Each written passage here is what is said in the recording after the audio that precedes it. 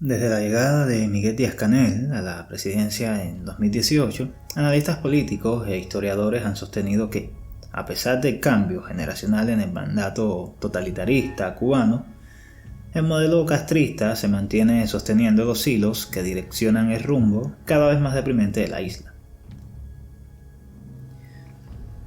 Este sistema, desde sus inicios, basado en la centralización del poder y la construcción de un aparato ideológico monolítico, continúa controlando no solo la imagen del actual mandatario, sino también los mecanismos políticos y sociales que garantizan la perpetuación de una dictadura.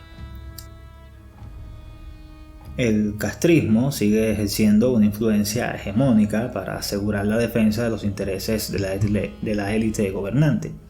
En consecuencia, el pueblo cubano se sumerge en la profunda miseria viendo cómo cada decisión es peor que la anterior, vendiendo a los medios una obra políticamente teatral y surrealista que se ha vuelto insostenible.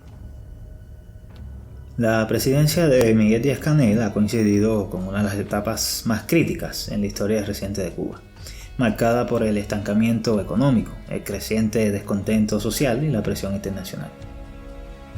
El sucesor de la dictadura Castro fue presentado como el rostro de una transición generacional dentro del régimen socialista cubano.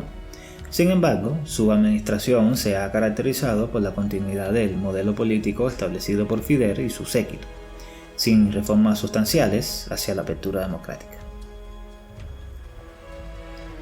El castrismo, como ideología y práctica política, se consolidó durante la década de los 70, con una fuerte progresión hasta su influencia en otras regiones del continente durante los 90 y principios de los años 2000, estableciendo un sistema que concentra el poder en el Partido Comunista de Cuba, el que ya he mencionado varias veces, PCC, el cual continúa siendo la única fuerza política legal en el país, con un control absoluto sobre las instituciones.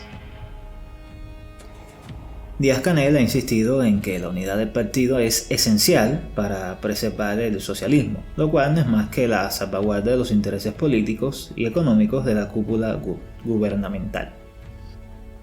Ya esta retórica revolucionaria, cansina y expuesta ante la desfachatez de sus líderes en no mostrar respeto a su pueblo, no resuenan entre las generaciones más jóvenes sobre todo, que demandan una verdadera participación ciudadana y libertades civiles. Ante esto, la resistencia al cambio dentro del PCC ha sido prioritaria para el Estado. Las facciones conservadoras, las que gozan de buena vida, han bloqueado intentos de modernización, temerosas de que cualquier apertura política pueda desestabilizar el sistema del cual se benefician. Los principios castristas siguen profundamente arraigados en los estatutos del PCC, la única fuerza política legal en Cuba, recuerden. Aunque Díaz-Canel debiera representar una nueva generación de líderes, bien se sabe que fue formado y moldeado para darle continuidad a la estructura política de la cual Cuba ha sufrido hace 60 años.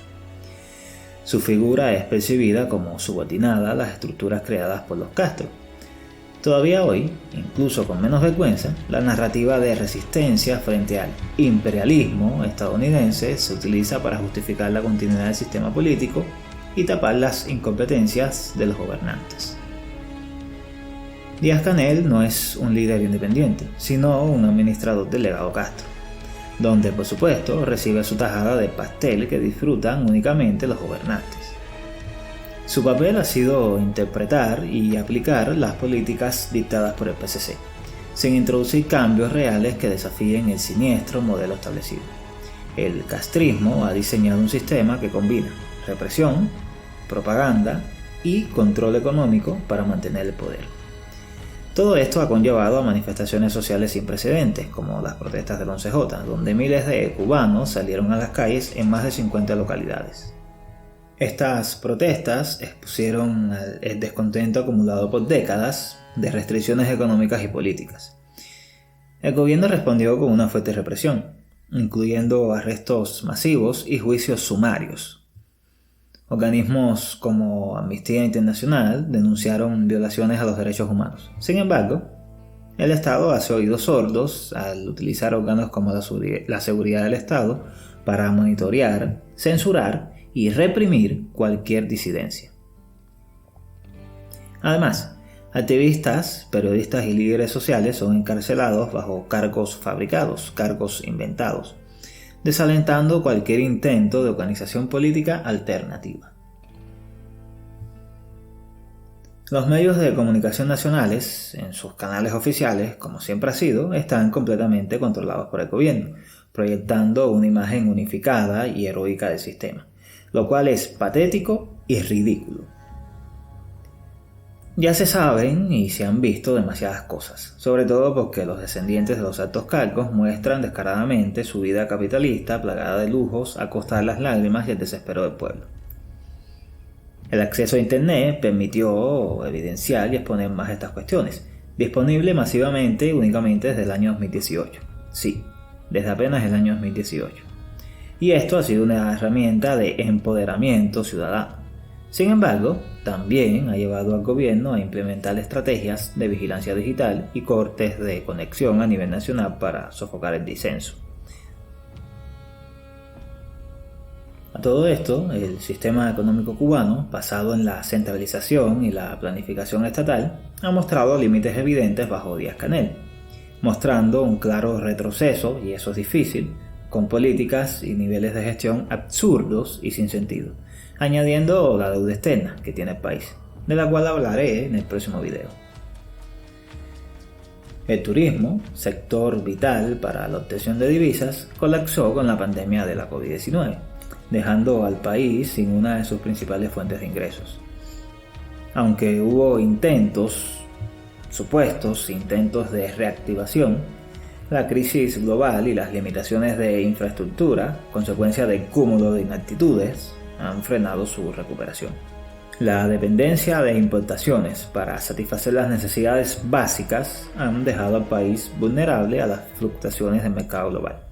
Y las políticas de control estatal han desincentivado la producción local, agravando todavía más la escasez. Pero la cereza del pastel de las desgracias fue el ordenamiento monetario en el año 2021. Se implementó la unificación del peso cubano, el conocido CUP, y el antiguo y extrañado peso convertible, el CUC. Si bien era algo necesario para hacer en algún momento, escogieron la etapa menos oportuna. No se prepararon bien, no estudiaron lo suficiente o simplemente no se lo tomaron en serio. El ordenamiento generó una inflación estimada en más del 300%, número conservador. Desde entonces hubo un aumento de la pobreza y desigualdad, especialmente entre los sectores más vulnerables, generando más rechazo social, ya que la mayoría de los cubanos y cubanas perciben la reforma como un fracaso rotundo, una prueba clara y contundente de incapacidad por parte del gobierno. A todo esto, el Estado mantiene el monopolio sobre los sectores estratégicos, limitando el desarrollo del sector privado y asegurando que la población dependa del Estado para su subsistencia, por miserable que sea. Las condiciones económicas precarias dificultan la organización ciudadana, ya que la lucha diaria por la supervivencia limita el tiempo y la energía. Hay que preocuparse demasiado en sobrevivir, y es la realidad. El castrismo ha evolucionado para garantizar los privilegios de una élite política y militar que controla el país. Cualquier reforma que implique democratización o apertura económica amenaza directamente los privilegios de esta élite.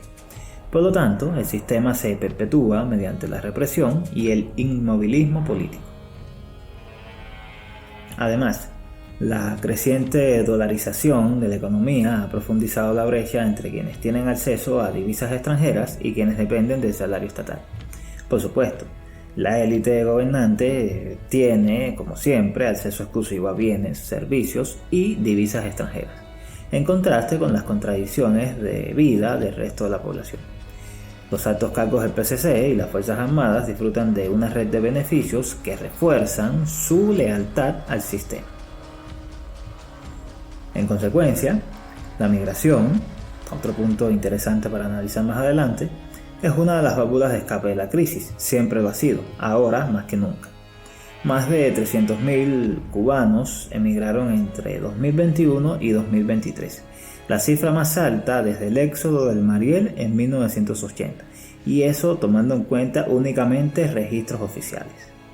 Esto ha generado una fuga de talento joven, como casi siempre ha sido, afectando la capacidad productiva y creativa del país. Concluyendo, el mandato de Miguel Díaz-Canel refleja la tensión entre un modelo político que busca perpetuarse y una sociedad que exige cambios profundos. La falta de reformas estructurales, combinada con una crisis económica prolongada, ha exacerbado las tensiones sociales y políticas. El castrismo sigue vigente porque ha logrado adaptar su sistema de control a los desafíos contemporáneos sin alterar su esencia autoritaria. La imagen del presidente actual no es más que una extensión del oscuro legado político de los Castro, diseñado para preservar los intereses de una élite que ha monopolizado el poder por más de 6 décadas. Esta perpetuación se basa en un equilibrio delicado entre represión interna, propaganda ideológica y una estructura económica centralizada y configurada para limitar las posibilidades de cambio. Sin una reforma estructural profunda, el sistema castrista seguirá operando como una dictadura que protege sus propios intereses a expensas del bienestar y las libertades de la población cubana. Es todo por ahora, espero que les haya gustado el análisis. El filósofo de hoy les manda un gran afecto.